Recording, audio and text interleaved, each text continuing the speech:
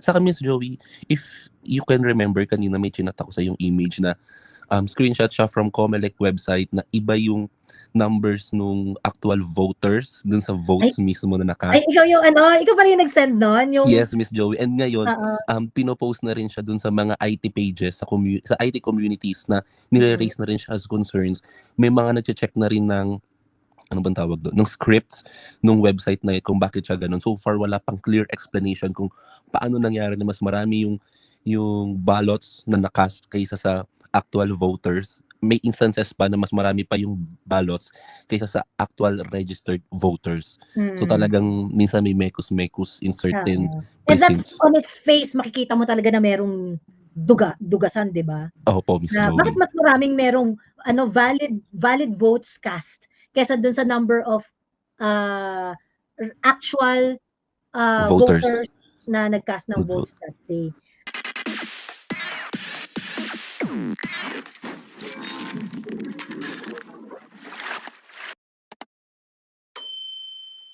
Hi, Chris! Kumusta, Chris? Ay, teka, naka-mute ka. Wait. Ayan. Yan, go. Narinig niya ako? Narinig ka Ang namin. hina kasi ng internet kanina. Umuulan kasi kanina, so nagpalipat-lipat ako sa ng pwesto sa house. Anyway, gusto ko lang sabihin na ngiti tayong lahat kasi nakapasok 5, right? Sobrang saya ko na inabsorb ng PDP si Amy at si Camille. Grabe, as in. Alam mo, I don't want to be negative, pero yung consider na natin na may dayaan. Tapos realistically, sabi ko, baka hindi makapasok talaga yung ibang members ng PDP. So yung 5 na yan, yun yung solid 5 na talagang I was thinking na sure na makakapasok. Tapos, yung si Kiko at si Bam, consider natin na nung 2022, meron na silang 9 million solid na si Kiko at least. Diba, may mga 9 million plus na siya. So, sure na yun, lalo na ngayon kasi gigil na gigil yung mga kakamping niya na makapasok. So, tama yung sinabi mo na yung consolidation dapat talaga pinag-uunan ng pansin ng mga DDS. Dapat dinidid natin ang bongga. Tama ka doon. And we did not have hindi dapat tayo nag-away-away. Doon ako, kaya lagi ako nagsusumbong sa'yo. Sabi ko, Joey, tingnan mo. Sabi ko, bakit nag-away-away? Sinabihan ko na nga yung isa. Sabi ko, ba't hindi si VP yung awayin mo? O, ba't inaaway niyo yung mga nakakakita ng strategy na Duterte 12? Awayin niyo rin si VP. Anyway, ayun, but I'm very happy na nakapasok yung ating powerhouse na si Marcoleta at si Amy na we have that at least, di ba? Despite the black propaganda, na siraan yung mga, kasi we have to consider din, kasi ang dami kong kilala na ayaw na kay Inday, just sa mga Duterte. Nagpapakatotoo lang ako, may mga taong naniwala sa propaganda nila against the Dutertes. And ako nalungkot ako noon, even sa family ko. Na masakit sa akin kasi before, mga talagang nanonood yan dati ng mga Duterte speeches araw-araw. Tapos ngayon, sabi, ano yan, kinakampihan mo, nagmumura, ganyan. So parang masakit sa akin. So, kinonsider ko na yun. Marami tayong nasway because of, yun nga yung paninira sa mga Duterte. And nga, yun nga, yung 9 million na yun ni Kiko. So, hindi na rin ako nagtataka. So, yung pinakamaganda talaga na way for us to get the... Tsaka merong mga bongo supporters na hindi naman talaga yung... Alam mo, hindi hot na hot sa politics tulad natin. So, hindi sila aware na dapat... Hindi sila, sabi nga ni PH Update, sabi niya, nung lumabas siya, and he was on a break from YouTube for a while. Sabi niya, siguro mga 30% lang ng tao yung talagang may awareness about sa politics. Yung mga hot na hot tulad natin, yung as in araw-araw. Oo. Diba? Kasi yung iba, like yung friend ko, nakita ko may bongo siya, pero halo-halo. Meron din siyang Heidi Mendoza. So yung strategy natin, I think kinulang ng awareness, I think. So, ayun, yun lang. But despite that, I'm happy pa rin na, tama naman, ang laki ng bongo. So that means na talagang Duterte pa rin karamihan ng mga tao, diba? So, ayun lang. Very short lang. Sabihin ko dapat, i-message ko na lang to si Joey. Doon ako mag-tackle. Well, ang nakaka-disappoint ko, I think, this is, to be fair, yung mga nababad trip today, at yung mga nagagalit. Kasi many of them really felt na we could have done better than this eh. 'Di ba? We could have done better than this. Kung hindi tayo nag-concentrate dun sa mga sarili-sarili nating away, 'di ba? Oo. The political space is actually way bigger than our space, 'di ba? Kasi sabihin na natin we are the biggest chunk of the group. Sabihin na natin na we are the biggest chunk of the group. Let's say sabihin na natin we are around 45%. Pagkatapos yung remaining 55% pinaghatian ng mga Bongbong Marcos at saka ng mga Pink Yellow and the rest, 'di ba? Kung tayo kumpara sa kanila independent group, mas marami tayo sa kanila. Pero pag nagsama silang dalawa, yari tayo. 'Di ba? May kulog talaga tayo. Ngayon, sabihin na natin na yung totoong bilang is that we are the majority. Sabihin na natin we are the 60% of the voting population. That we could have won the election kung talagang fair and square yan. But fairness is not in our side. Because ang administration, kalaban natin. So, i-expect mo talaga na you cannot really win any other way unless it is an overwhelming win. Ibig sabihin, 60% tayo, dapat 60% tayong solid. Hindi po pwedeng 60% tas mag-away-away tayo. Diba? We did not have room talaga for all the petty quarrels, Correct. Exactly. Yung pain natin, oh my gosh, tinaydor tayo, budol. Oh, I see it every freaking day. And nakakairita talaga. Come on, guys. And tama ka eh. Instead of them na sana binuhos na lang nila yung energy campaigning against the other candidates na dapat hindi nakapasok dyan, they were doing it every day. I mean, shit, sorry. Alam mo, so sayang. But oh well, as I said, we got 5 in, and Marcoleta and Amy. I'm very happy. Sana si Vic. Actually, I'm very impressed with the whole, well, not the whole, but karamihan sa kanila talaga, they could have been something else sa Senate, But let's take what we can get from this. And at least sa next elections, magiging mas handa na tayo. We can't, hindi dapat tayo maging kampante. Yun lang. Correct. And let's do better next time. Let's do better next time. And be committed doon sa when we talk about consolidation, let's do consolidation, like real consolidation. So ayun, without any reservation, without let's prioritize strategy. Let's prioritize strategy. Ayan. Above anything else. Ayan. Okay. Anything else, Chris? Lastly, pagkasi syempre mahilig ako kumusap ng mga tao eh. So talagang si Kibuloy kasi from the Christian circle, talagang it goes against their conscience to vote for Pastor Kibuloy. But I've been telling them na, you know what, lahat ng prinsipyo nyo baliwala kung babagsak si Inday sa pag na-impeach siya. It doesn't matter. It won't matter anymore.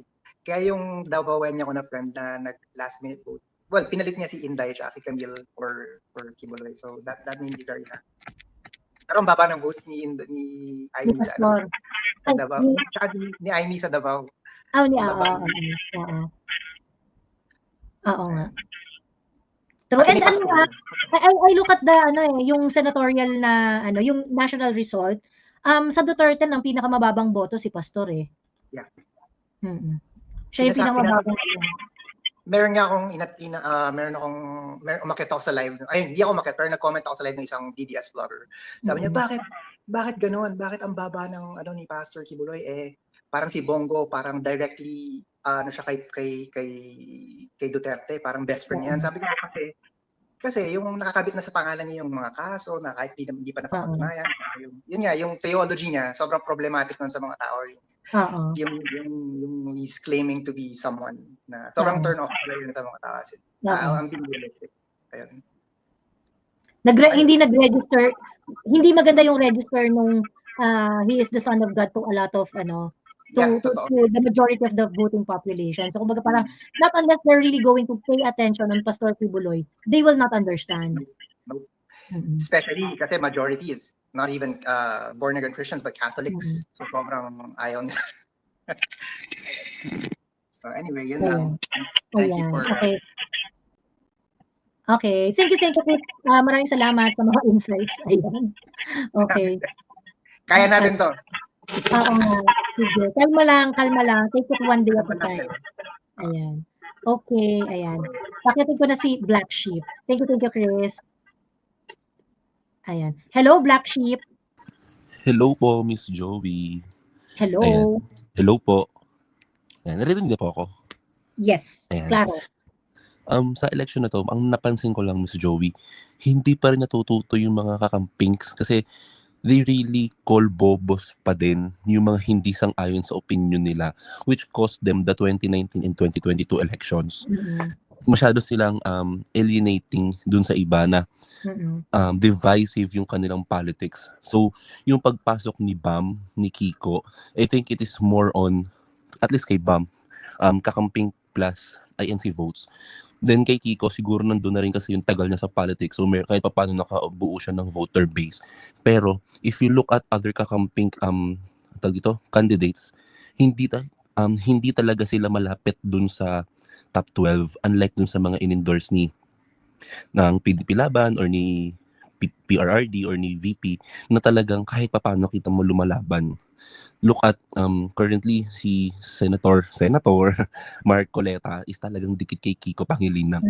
Kung makikita natin yung last performance ni Senator Mark Coleta sa 2022, medyo alanganin siya kaya siya hindi tumuloy sa pagtakbo, pero this time talagang winning big si Senator Mark Coleta. Talagang undoubted yung pagkapanalo niya. So, this election, tama ka Miss Joey, is a protest election.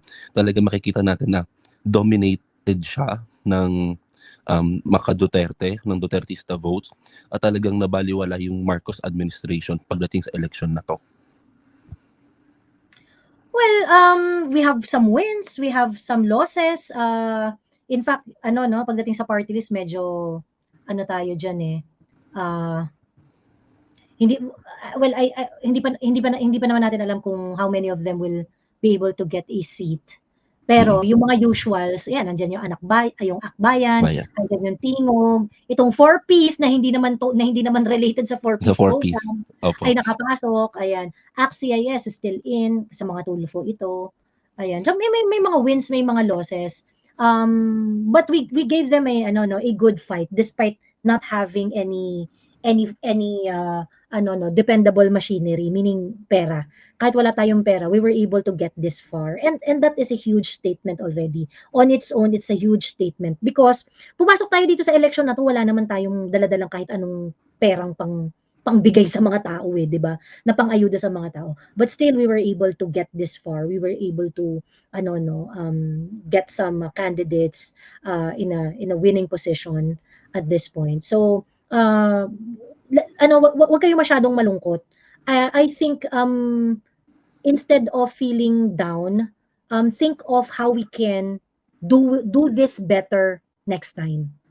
I agree po, Miss Joey. Saka malaking big win din for us yung mga local government officials na naipanalo natin. Talo si Dan Fernandez, talo si Gwen Garcia. Malaking bagay sa atin yun. Even look at in Davao. Si Kimbo, that's a very great thing for us, Miss Joey. Saka yung sa Davao, it is really a statement from Davaoenos na nanalo si PRRD, nanalo si Bastay Sipulong. Talagang winalis nila yung mga Nograles. It's a really big statement sa mga Davaoenos na hopefully pagdating ng 2028 madala natin sa buong bansa. Ayun. May nagtatanong dito, it's so impossible na hindi raw nagpantay yung boto ni Bongo at saka ni Pastor Kibuloy.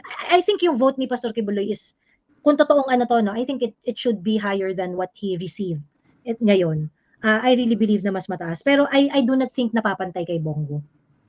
I agree doon, Miss Joey. Saka Miss Joey, if you can remember, kanina may chinat ako sa yung image na screenshot siya from Comelec website na iba yung numbers nung actual voters dun sa votes mismo na nakast. Ay, ikaw pa rin nag-send nun? Yes, Miss Joey. And ngayon, pinopost na rin siya dun sa mga IT pages, sa IT communities na nire-raise na rin siya as concerns. May mga nag-check na rin ng ng scripts nung website na kung bakit siya ganun. So far, wala pang clear explanation kung paano nangyari na mas marami yung ballots na nakast kaysa sa actual voters. May instances pa na mas marami pa yung ballots kaysa sa actual registered voters. So talagang minsan may mekus in certain precincts. And that's on its face, makikita mo talaga na merong dugasan, di ba? Po, Miss Joey. Bakit mas maraming merong valid votes cast kaysa dun sa number of actual voters na nag-cast ng votes that day. Ayan. So, Opo. mas maraming balota kaysa sa taong bumoto. Kaya ang Ayan. labanan nito, Miss Joey, magsisimula pa lalo tomorrow, mas mag-iinit pa to kasi nandyan maglalabasan yung mga iba't ibang issues sa Correct. And I think, sa no, botohan. I think it is, no, it is very, very important, especially our Duterte allied politicians. I think it's very, very important that they should not let go of any irregularities ngayong eleksyon na to. It's very important. Sana wag silang tumigil after ng eleksyon na ito. Like, yung issue on the OFW voting, yung mga issue ng dayaan, yung issue ng overvote, I hope our Duterte allies would not give up and sleep on these on these irregularities kasi dapat may managot talaga dito, and I think dapat nga masimulan na yung impeachment niya ni George Garcia kasi ang dami niya talagang violation eh. Opo, talagang questionable yung election ngayon, Miss Joey, knowing yung background ni Commissioner George. Saka one last thing, Miss Joey, since na-raise ko na rin yung concern about sa election. Yesterday or early today, nag-post si Comelec about Attorney Respicio, quote-unquote fake news daw siya for raising yung version 3.4 saka version 3.5 scripts or hash. No, tinawag nilang fake news si Attorney Respicio kasi daw sabi nila yung version 3.4 sa local source code review report ay siya rin mismong version na sumailalim sa independent third party audit at matapos nito makapasa itinaguruan ito bilang version 3.5. So they are implying na same lang siya, but if you look at the hash magkaiba siya. Then subsequently 3 hours ago nagpost si Comelec stating na 3.4 and 3.5 ay magkaiba.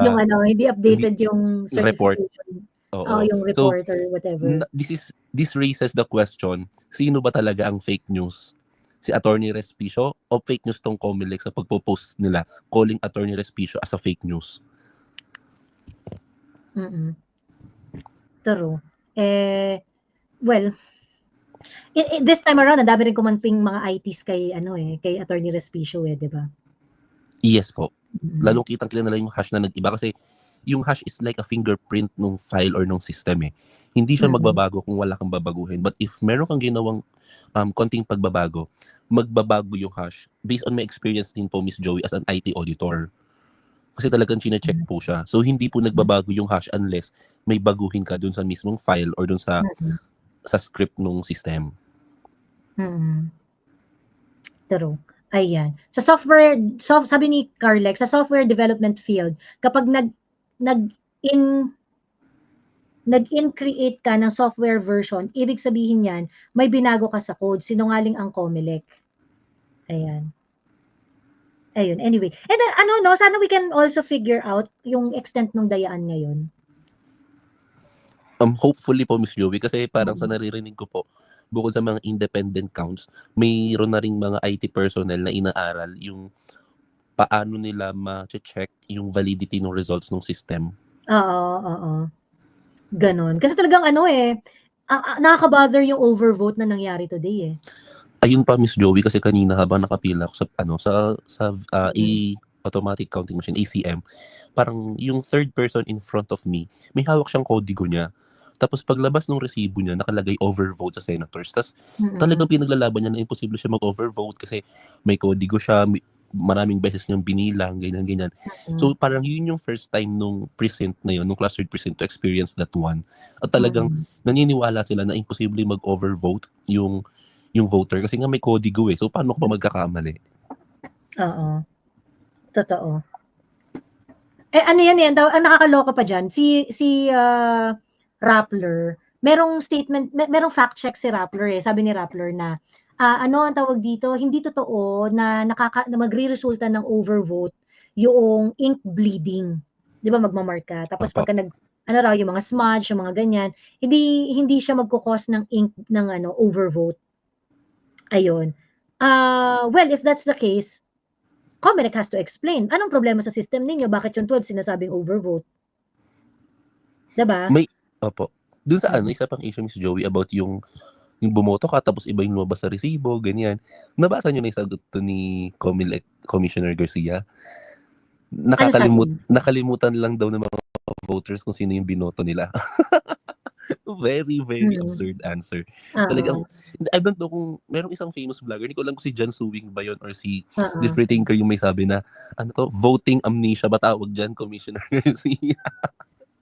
Oh, kakaboto mo na, nakalimutan mo na kung sino binoto mo, gano'n. Well, ang problem kasi, there is a mechanism on how to correct it.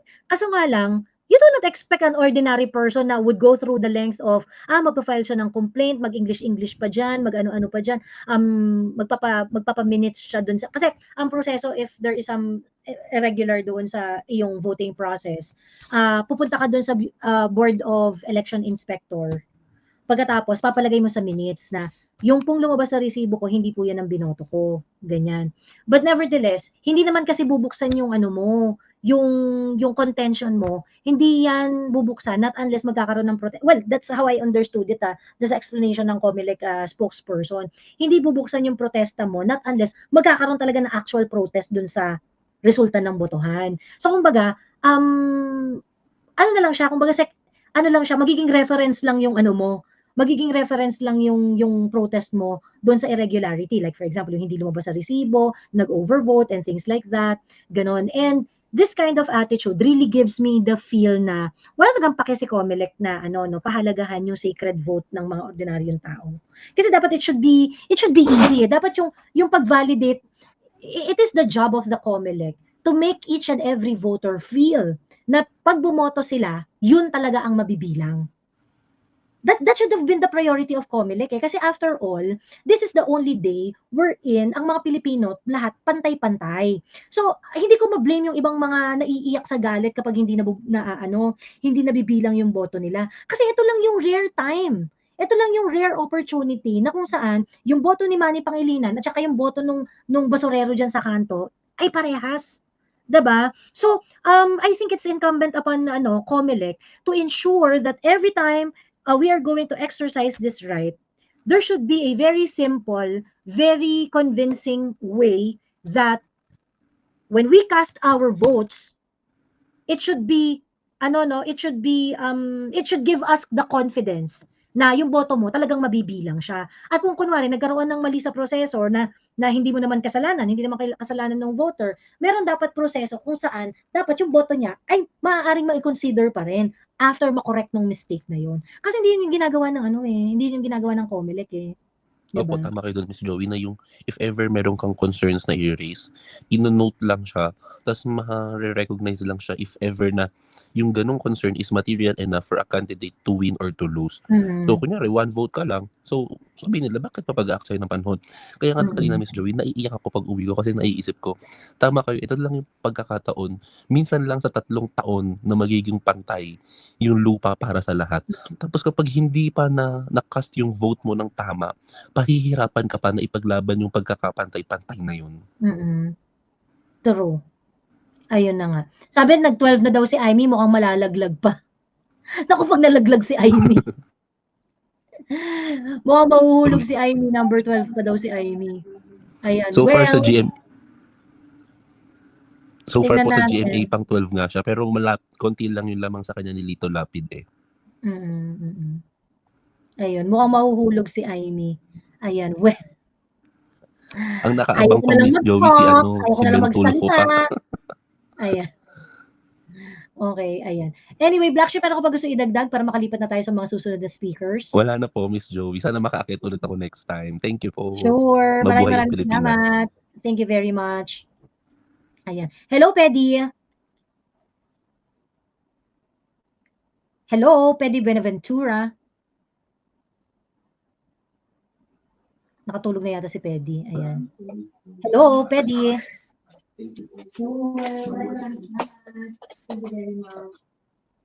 Hello, Pedi? Hello po. Ayan, you're back. Welcome back. Ayan, hello. Ano, Narinig niyo po ako? Naririnig kita, pero naririnig ko rin yung sarili ko. Pa-off mo muna yung TV mo yan. Hello? Ayan. Hello? Narinig niyo po ako? Ayan, Hello? naririnig kita. Narinig niyo po ako?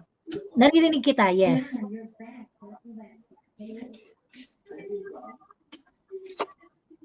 Hello, Pedi. Hello? Ayun. Pedi, ayusin mo muna yung yung audio mo. Parang delayed yata yung audio mo eh. Wait lang po. Okay, sige. Ayusin ko lang. Okay. Sa ibang po muna. Okay. Bye-bye, wait lang po. Leave muna ako. Sige. Hello, Yengay. Hello? Hello, Yengay? Hello, Yengay? Ayan, nakatulog na yata si Yengay. Hello, Yengay? Hello, hello? Ayan, sige, teka, ibaba muna natin si Yengay. Dito muna tayo kay Kentaro Ken. Hello, Kentaro Ken. Hello, Kentaro Ken. Ako ba hindi naririnig? Hello? Hello, Kentaro Ken. Ayan, hello? Nag-open ang camera si Kentaro. Hello, wala kang audio, Kentaro. Hello? Ayan, John Angelo Riveza sa backstage, devices not connected ka, kaya hindi kita mai-up sa hindi kita mai-up. Ayan, Kentaro, ano ang tawag dito? Ibalik muna kita sa backstage ha, paayos muna ng iyong audio. Ayan. Hello, Tier RD. Hello? Hello, yes. Narinig na ako? Yeah, narinig kita. Okay. Tinitignan ko kasi yung mga prosecutor dito. So, kung sino yung mga nanalo. Sa impeachment. Anong masasabi mo? So, ang isa pa lang natatalo rito eh. Itong si Acharon. Itong si yung kaninang nakaakyat dyan, si Zamora, Pam. Oo, si Pam. Ay, hindi si Pam ng Tagigyo. Ano yan, yung isang Pam yun, San Juan. San Juan. Ay, isa yung laging pa-tweeters. Isang Yung Zamora. Yung laging pa-tweeters. Pam Zamora yun yung talo. Oh, yun yung talo, di ba, sa second district. So, di sa prosecutor, ang isang talo pa lang, si Acharon pa lang. Si Akop, walang kalaban. Si Jinky Bricks, mukhang mananalo. Mananalo Ewan ko kung lulusot tong one rider, si Rod Rodriguez. Si Joel Chua, hindi ko alam. Itong si Raul Bonggalon, ako Bicon, kung mananalo to. Si Acharon talo. Marcelino Libayan, Fortis, mananalo to. Itong si Arnan Panaligan, walang kalaban. Lawrence Defensor, walang kalaban. Itong Flores, walang kalaban. So, isa lang ang nalaglag. Pero na-excite ako, magharap-harap sila kasama si Senator Marcoleta. Kasi kung makakatandaan mo kung paano nila binalahura si Pong Dante sa House of Representatives. Lahat sila diba, kapi-kapi sila doon, tapos sa harap sila isang senator judge. Ang sarap siguro ang sarap panoorin nun. Ang sarap panoorin nun. Oo. Tapos itong kay si Bam tsaka si Kiko. Malamang lalabas talaga yan. Kasi meron talaga silang voter support. Yung talagang ultra mega dilawan. Sila talaga yung boboto niyan. Ang pinakamasakit na talo dyan, si Francis Tolentino. From 15 billion votes, nung nanalo siya, 7 million na lang siya, tinalo pa siya na Gino Bandok. Oo, correct. Kasi siya ang biggest traitor. Nung unang tumakbo siya, talo siya. Nung pangalawang takbo niya, sumapa siya kay PRRD, nanalo siya. Nung bago matapos ang eleksyon, umalis siya, talo siya. True. Di ba? Correct. Di ba? Tingnan mo yung standing niya kung nasaan siya. Sitting senator yan, ha? Tapos nandun siya 7 million votes. Itong si Revilla, patalo na talaga yan. Kasi noong 2019, nasa laylayan niya, 11 na yan eh. Patalo na talaga siya, no? Patalo na yan. Actually, noong 2019, nung nanalo yan, talagang mananalo pa talaga yan. May botante pa yan kasi matatandaan mo, nag-number 1 yan eh. Kaya ka tinrabaho yan, di ba? Kasi nag-number 1 siya. Oo, sa pork barrel. Sa pork barrel, siya tawag ni Jinggoy. Kaya sabi ko, nung nanalo ng 2019 niya, mananalo yan, pero nasa laylayan na rin yan. Kasi may numero pa talaga yan. Tapos si Bongo, nung unang takbo niyan, 20 million na boto niyan. Kawawang Abalos, ang daming ginastos, deserve. Uy, alam mo, inilaban daw yan ni Mamshi ng bonggang-bongga. Which kills talaga. Lats! Abalot-lot! Inilaban daw yan ni Mamshi, tinawagan daw ni Mamshi lahat ng mga mayores. Para naman lalo si Abalot-lot, pero lot-lot pa rin. Lost na siya. Abalot-lot de Leon. Ayun. Saka yung Abby Bina, consistent yun. Mm. Diba? Maganda yung maganda yung pinoint mo yung kay kay Tolentino, 'di ba? Oo, Yung kay tinignan ko Tolentino. kasi. Oo, Tolentino, you know, the only way for him to win the election was to get to the good side of PRRD. Kaso tinraidor niya. O ngayon, 'di Saan ba? yung boto niya? Mm. Nasa 28 slots siya. Nasa partido siya ng admin. Nasa kanilang makinarya. Mm. Oh. Tapos nasa pang 7 siya. Mm. Ikukumpara mo sa kandidato ng PDP Laban, wala makinarya yan. Correct. Mm. Wala makinarya, pero tignan mo yung mga nasa taas niya. Oo.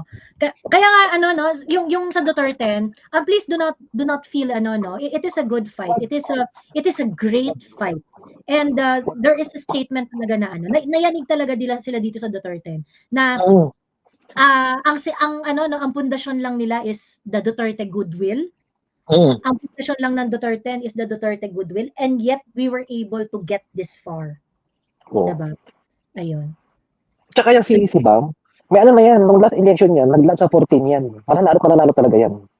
May 14 million votes na yan. Kasi ang ultra dilawan talagang sorry dyan, baka nga sila lang dalawa binoto niyan. But tapos yan si Bam at saka si Kiko, may push rin yan from the may push rin yan from the admin. Ayun. Tingnan mo yung standing ng Heidi Mendoza. Kung nasaan siya. At saka isa pa napakasakit, yung sinasabi kanina nakataas, yung Cebu. Matindi yun. Hindi nga ikinapang ni Inday, nasalubong lang sila, di ba? Nagsalubong lang silang dalawa. Pero hindi, umakyat kasi si Inday sa stage ni Pam and that's a huge hindi ko nakita yun. Plus the fact na bad trip na rin kasi talaga yung mga Cebuano kay Gwen. So parang feeling ko, kahit sino yung kalaban ni Gwen, dahil inis na rin talaga yung mga Cebuano kay Gwen. Nahinog yung nahinog na yung galit ng mga Cebuano kay Gwen. Pambari 4, kumbaga parang ripe for the picking na si Gwen eh. Oo. Ayun. Tapos natapatan pa ni Pambari 4 na nagkataon na inakyatan ni Inday ang stage. Diba? Ayun. Yung sa Maynila, yung dalawang congressman doon, may isang na yun, call na sa kanila yun. Hindi na ilang paso, yung mga kalaban nila, nagtumay pa sila ng pera. Oo. Dami na nilang ginastos pero widow pa rin sila. Hindi na ilang paso. Ano yan, talagang malaking effect sa kanila yan. Ilang libo lang, hindi mo na ilang paso. Na umakit siya doon. Pero yung Abante, tuwa ako sa Abante kasi nakita ko sa hearing kung paano ka yun. Diba? Yung Abante. Yung Abante, yun. Gusto ko yung pagkatalo ni Abante. Yung Valeriano, medyo tahimik yun eh. Hindi na yun eh. Hindi na siya... 1,000 boto na lang yung difference ni Apple Nieto at ni Joel Chua. Di ba gahibla na ng buhok? Hindi na ilang paso. Gusto ko, dapat tong si Ramon Morales hindi na tumakbo para yung boto niya napunta kay Apple Nieto. Ito pa isa masarap pagkatalo, Joey. Talo si Coco Pimentel. Oo nga, overwhelmingly, no? Overwhelming, di ba? Overwhelming vote ni Marcy Chodoro over Coco Pimentel. Galing din PDP Laban yan. Inawi din niya sa PRRD. Sitting senator yan. Oo. Ayun. Nagtatanong si Yenday kung na-account na raw ang OFW votes. Yes po. Binibilang na rin po siya ngayon. Ayun. Anyway, PRD, meron ka pa bang gustong i-pinpoint ng bonggang-bongga na gustong i-share? Wala na, yun lang. Natutuwa lang ako na si Abante Italo na umapi sa inyo. Si Abante, yun lang. May mga kumbaga parang marami tayong wins nitong election na to. Let's put it in our na marami tayong wins nitong election na to. So we could have done better, ayan, pero siguro naman deserve rin natin yung top sa balikat ng isa't isa because all of us did a really good job. Especially the OFW, no? At saka kasi, wala tayong makinarya, si PRRD wala rito. Mas lalo pa, mas medyo mag-iiba pa ng konti siguro kung andito siya. Kasi talagang tawag dito. Lalabas talaga yan. Pahinga na din sa Ace Barbers. Pero yung asawa ni Ace Barbers, si Badette, yung may mga luxury bags panalo. Sana mabayaran niya ng utang niya. Ang takeaway kasi dito, lagi mo titignan, hindi mo na ilang paso yung kalaban mo. Ibig sabihin, mayroong ganitong kadaming taong may ayaw sa'yo. Mm. Katiting lang ako, tingnan mo yung Jinky Bricks. Landslide yung nakaraan yun eh. Mm. Pero ano, Mm. at saka isa pa, yung Duterte yun, ilang percent yun, baka makakuha siya ng 3 seats. Malamang sa malamang. 3 seats. Medyo ano lang dyan, kasi yung Akbayan, 3 seats, nando si Chel Jokno. Mukhang lalabas yung mamamayang liberal, ando si Saba. Mm. Pero yung sa party list lang. Pero ang maganda, wala yung one rider. Yung mga party, hindi ko alam ano ba si Paduano. Hindi naman mataas yung ranking nila eh. Mataas ba? Si ano, si Mr. Contempt. Sino? Term limit ba yun? Si Mr. Contempt? Yung siga-siga, si Paduano. Si Paduano. Abang Lingkod party list. Parang hindi na yata siya tumakbo as part ng Abang Lingkod. Hindi na siya Term limit na siguro, baka nakatatlo na siya. Walang term limit yung Wala ano. ba ang party list representative? Ang binabantayan ko itong mga ano eh, itong Gabriela, Kabataan. Parang itong wala naman sila. Kasi Gabriela actually, is 54th. Kasi actually yung Kabataan na yan, nung last election, nasa dulo yung pangalawa sa dulo yan eh, na pumasok eh. Dulong-dulo na yan. 41st. Rank 41st ngayon. Pero nung last election kasi nung 2022 yan, dulong-dulo yan, Joey. Nasa gahib na lang din ang buko yan, kaya nakapasok yan. Pero 41st nga siya ngayon. Ay, With 76.71% ng election returns na nakukulit. Wag sila po yung mga NPN, wag sana pakapasok. Anyway. Kaya lang may kapalit Akbay at yung mamamayang liberal eh. Pero sige, okay lang. Ayun. Ganun na nga. Anyway, TRD, lipat na tayo sa susunod na speaker. Ha? Salamat. Okay, maraming salamat. Ay, sorry. Ayan, papaalam ka pa ba? Sige na. Okay, salamat. Okay, thank you. Bye-bye, TRD. Bye-bye. Ayan. Hello, Darkness. Oh, hi, Miss Joey. Hello. Ayan. Darkness, before pala kita pagsalitain ha, basahin lang natin yung statement ni Inday. Ito na yung statement ni Inday on the result of the election. Sabi niya, mga kababayan, I acknowledge the results of the election and express my deep gratitude to all the supporters who stood with us throughout this journey. While the outcome was not what we had hoped for, our commitment to the people remains unwavering. We will continue to hold the government accountable, advocate for the issues that matter, and work tirelessly to serve as a strong and constructive opposition. This is not the end. It's a renewed beginning. We invite all citizens, regardless of background or past affiliation, to join us in building a powerful and principled opposition. Together, we can shape a future that is fair, inclusive, and just. Stand with us. Shukran. I think we are entering the full opposition era of Inday. For Inday to say something like this, sabi niya, and work tirelessly to serve as a strong and constructive opposition. So let's go. I think the battle will begin in no time. The battle will begin. Ayan, ng bonggang-bongga. Ayan. Hello, Darkness. Hi, Miss Joey. Yeah, first time kong umakyat. Yeah. And magandang experience nga tong election. And with my family din, paano shinare namin yung ibaboto. Medyo lang din. You're gonna think about it. Yung pagpasok nung galing Inodoro, and then now they're topping the list. So makita niyo yung impact ng INC. So it's gonna be big. And I think yung late bloom ni Inday para suportahan yung alam mo yun, yung para maging opposition, naging naging tawag doon. Impactful din yun kung bakit hindi masyado narinig kung sino ba talaga dapat suportahan ng artista. And in fairness, you're the first one who committed to have that word of Dutertista. And if we could have been more consolidated ever since na nagkakaroon na ng issues, then I think we could have been more involved. Yun yung ginawa ng in fairness, yun yung appreciate mo dun sa mga liberal na how they approached it. Number one, yung kung bakit number one na Akbayan, yung universities, events, kung paano sila sa social media, and yung mga entertainment. They targeted their they targeted their audience. Yeah, and they narrowed it. They narrowed it into two winning candidates nila. Going back nung 2019, 2022, Di ba walang nanalo sa 8 diretso? So, Mm-mm. they tried narrowing it to 8. It didn't work. Then now, they'll just focus kung sino yung top 12, 14, 15 nila, which is Bam and Kiko.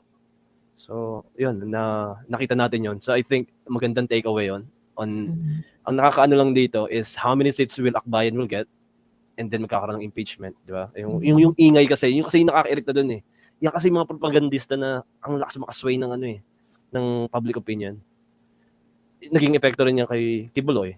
Alam mo yun? And valid yung point nila eh. Bakit ang layo ni Bongo kay Kibuloy? So, ako din, medyo nag-iisip ako. There's something fishy on, technically. Because there are so many Duterte supporters who are not supporting Pastor Kibuloy. Yeah, maybe. Pero, That's just for example, kanina may mga umamin nga dito, Duterte supporter, hindi nila binoto si Kibuloy eh. And do you think SMNI didn't do their job of holding, alam mo yun, magandang representation kay Pastor Kibuloy? Although they remain fair. I don't think SMNI is the one to blame here because SMNI is Pastor. So, I think it's really about the consolidation, no? The Duterte supporters are not consolidated enough. I think SMNI and SMNI, KOJC and the Kibuloy block. Yan, ang tawag dito, hindi sila nagkulang in promoting and campaigning for Pastor Kibuloy.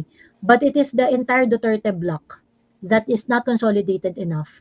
Kasi nga dapat pag nagko-consolidate tayo, dapat ang isip natin who is the weakest among the group.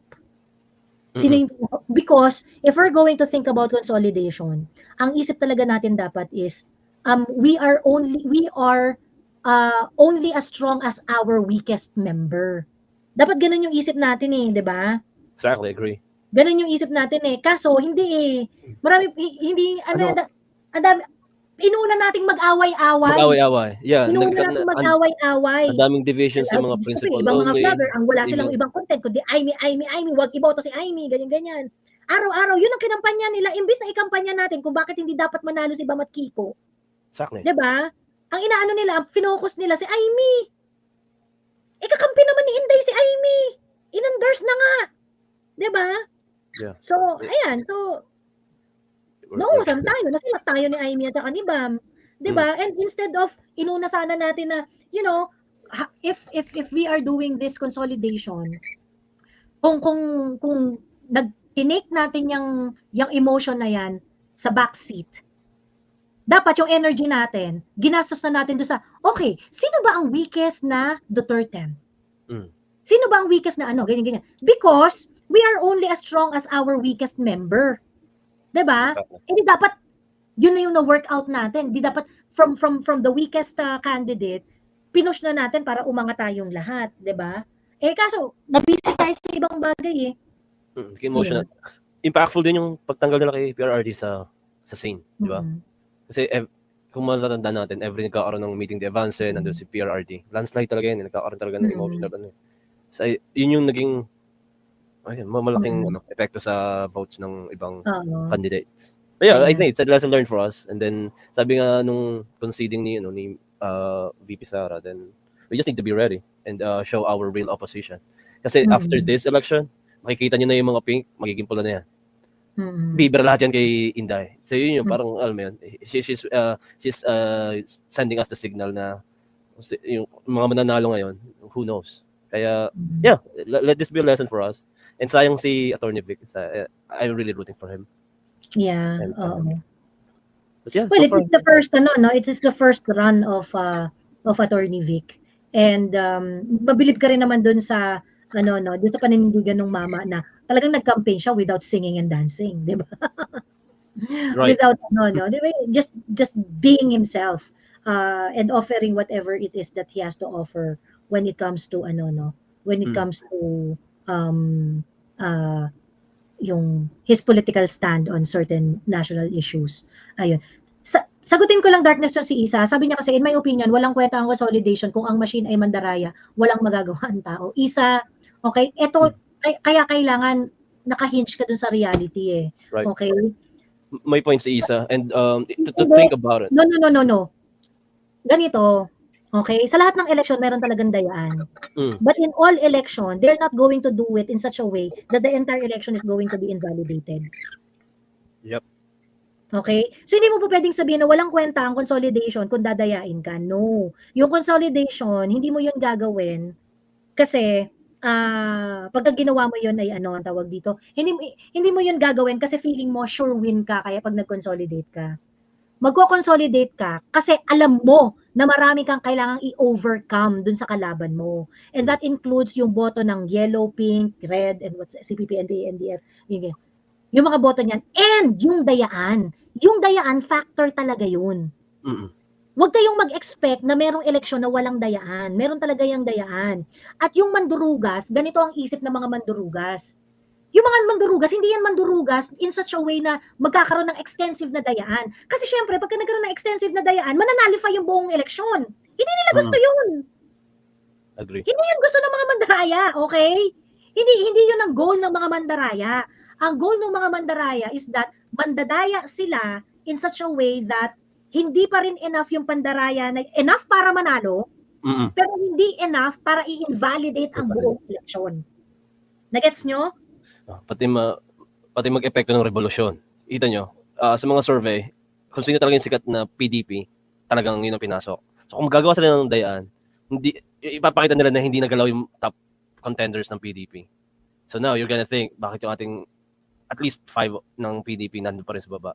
Which, kung isipin mo, Visayas Mindanao, kung talagang solid para sa Duterte, but at least dapat may 10 million na sila by this time sa counting ngayon. So, kung mandadaya sila, they will maintain na yung perspective natin na top contender ng PDP nandun pa din. So, pati kung alam mo yun, kung magpa-file sila ng, ano bang tawag sa senators na, pag magpa-file ng, yung natalo sila, syempre hindi nagagastos yung mga yan kasi wala naman sila makinari kasi wala naman sila yun na rin yung ano nila. So, lesson learned din sa atin na pakinggan natin kung ano talaga yung from the start, dapat solid na yung kung sinong talagang sa prinsipyong to. Kasi nagkagulo tayo eh. Nandun tayo sa, wag natin boto si Amy. Si Villar. Sa dramahan. Sa dramahan. Yeah. And yun naman yun, in fairness, yun talaga yung naging weakness natin. At yun yung ginawang weapon nila ng pink at ng red para magmukhang hindi tayo nagkakaisa. So, yeah. This is it. We're just gonna deal with it. Another 3 years, 2028 will be magiging mas bardago lang to, for sure, after this election. Ayun. Yeah. Anyway, ayun. Yun lang, ma'am. And appreciate it. Okay, thank you very much, Darkness. Maraming salamat sa pag-share.